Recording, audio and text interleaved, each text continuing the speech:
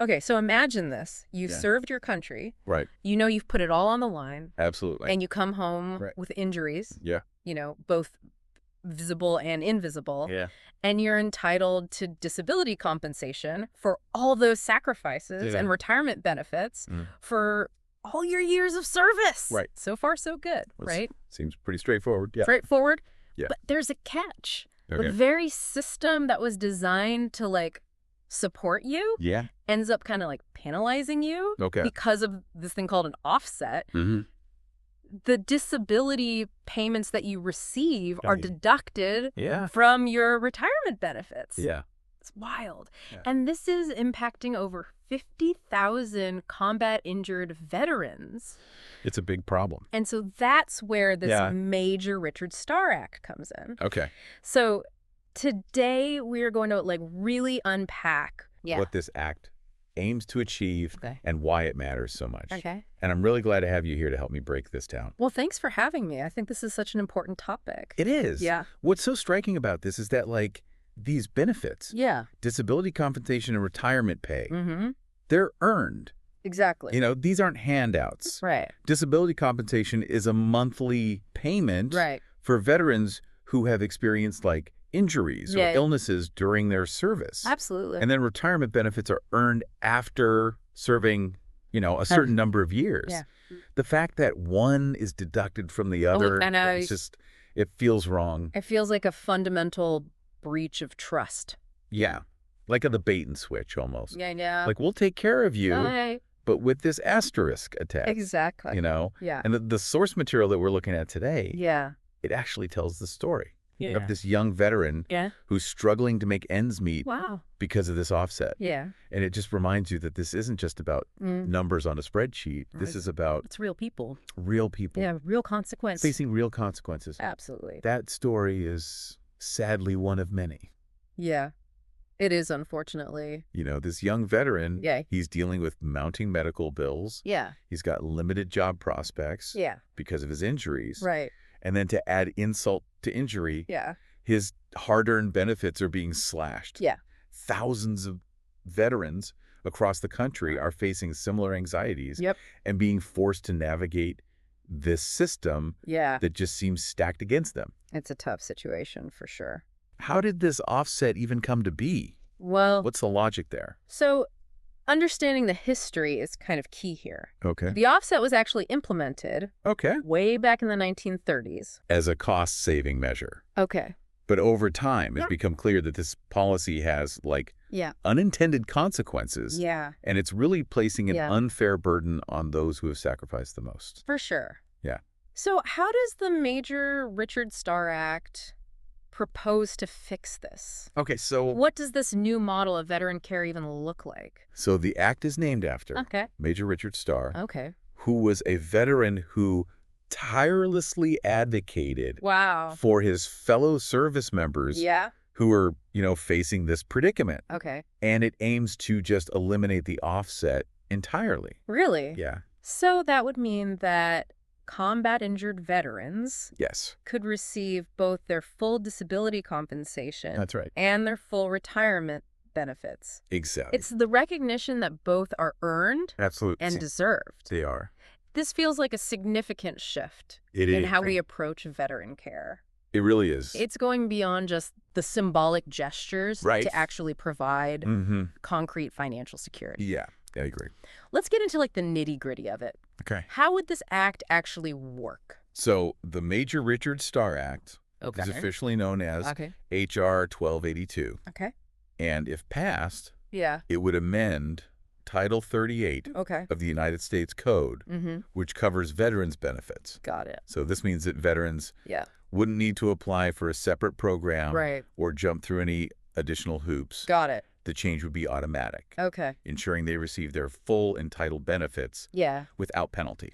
So it's directly integrated Yeah. into the existing system. That's right. Makes sense. It streamlines the process. Yeah, but I mean, implementing a change like this Right. can't be cheap. What are the potential costs involved? Yeah, that's a crucial question. Yeah. And it's one that's been debated Sure. extensively. Estimates suggest that fully implementing Okay. the Major Richard Starr Act Mm-hmm. would cost Yeah. roughly $10 billion Okay. over the next decade. Okay. And supporters argue Yeah. that this is a relatively small price to pay to Okay. fulfill our obligation Yeah. to those who've served. Right. And they say that the economic benefits Cool. from increased spending power Yeah. among veterans Okay. to reduced financial strain Yeah. would outweigh the costs. Okay. Critics, however, Okay. express concerns about the impact Yeah. on the federal budget Makes sense. and argue for exploring alternative solutions.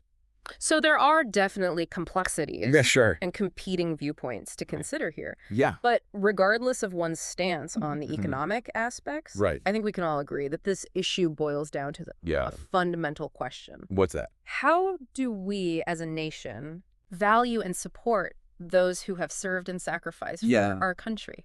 That's the core of it. It really feels like a litmus test Yeah, it does. for our society. Yeah. Are we willing to walk the walk, not just talk the talk? Actions speak louder than words. Right.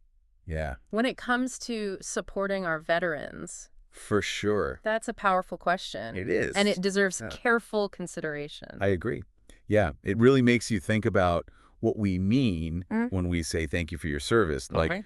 is it just a platitude Right. or are we willing to like back it up Yeah. with concrete action? It's like saying I love you Yeah. versus actually like showing love Right. through actions. Absolutely. And the Major Richard Starr Act feels like that. It does. It feels like a way to actually demonstrate Yeah. our commitment Yeah. to veterans. Yeah, I agree. But even if this act passes, Right. it feels like there's like a bigger conversation we need to have. Absolutely about how we support veterans. Yeah. In like a holistic way, Yeah, you're absolutely right. you know? This act addresses a very specific issue, Okay. but it does kind of open the door Right.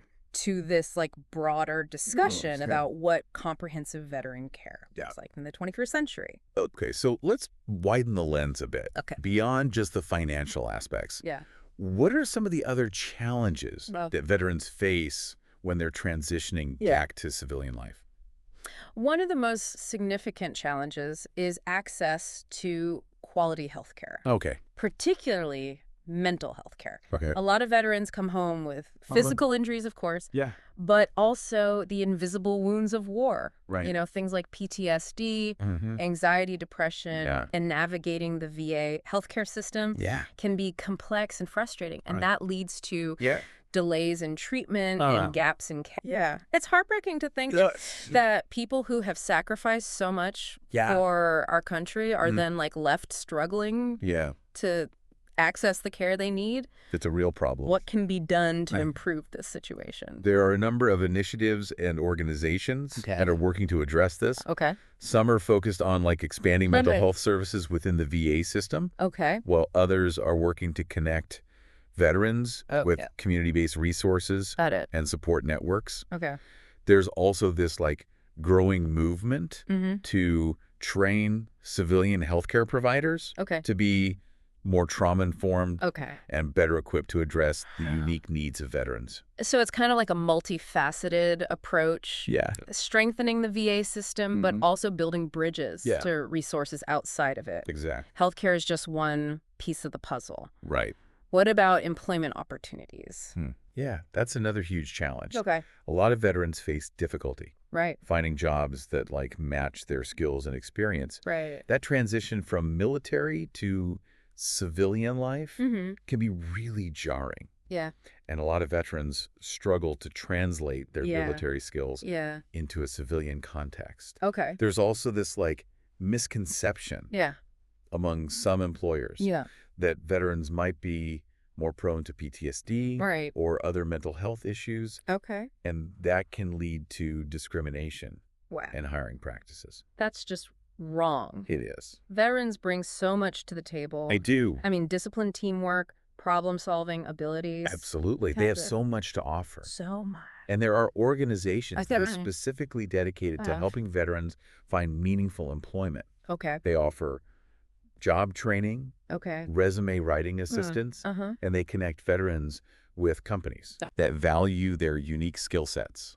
It sounds like there's a real opportunity here There is. for businesses Yeah. to step up and Right. recognize Yeah, the value that veterans bring to absolutely. the workforce. I couldn't agree more. Hiring veterans isn't just about Right. doing the right thing. Yeah, it's good for business. It's good business. Yeah. So we've talked about healthcare, Right. employment. Huh. What other aspects of veteran care? So one area that's often overlooked is Right. the importance of community and social support. Okay. Leaving the military can be a very isolating experience. Okay. Veterans lose that camaraderie, that Yeah. sense of purpose they had while serving. Yeah. And so building strong social connections Right. is really crucial Yeah. for their well-being Okay. and successful reintegration Okay. into civilian life. It's about finding that same sense of belonging and purpose in a different context. Yeah, in a different setting. And are there initiatives that are addressing this? Yeah, there are a lot of initiatives popping up Okay. all over the country Okay. that are specifically designed to Yeah. foster these connections. Okay. Things like veteran-centric community centers, Okay. support groups, Mm-hmm. recreational programs. Yeah. These are all ways to combat isolation Yeah. and create that sense of belonging. It's inspiring to see so many people, Yeah. organizations Yeah. working to support veterans in these diverse ways. Yeah, it really does take a village. It does. And each of us can play a role Right. in creating that village. Yeah, how so? Whether it's volunteering our time, Okay. donating to veterans organizations, or simply just being more aware Right. of the challenges veterans face. Okay. We can all make a difference. So circling back to the Major Richard Starr Act, Yeah, it feels like this legislation could be a catalyst I think so. for broader change, not just financially, but in Yeah. terms of like shifting our mindset Yeah. and recognizing that supporting veterans Yeah. is an ongoing responsibility, It's not a one-time thing. not a one-time gesture. It's a commitment. So where do we go from here? Well, How do we keep the momentum going? That's the million-dollar question. Yeah. It's going to require a sustained effort Okay. from lawmakers, Okay. organizations, Mhm. communities, Okay. and individuals alike. It sounds like we all have a part to play. We do. The well-being of our veterans is a shared responsibility. Yeah. It's about moving beyond just like Right. the thank you for your service and demonstrating that gratitude Yeah. through Meaningful action. meaningful action. Yeah. So as we kind of wrap up this deep dive Yeah. into the Major Richard Starr Act, Mhm. what's the most impactful takeaway Oh, that's a good question. that you hope our listeners walk away with? I think what really sticks with me is that Okay. supporting veterans, Yeah. it's not charity. Okay. It's an investment. Okay. It's an investment Yeah. in the well-being of those who served. Mm-hmm.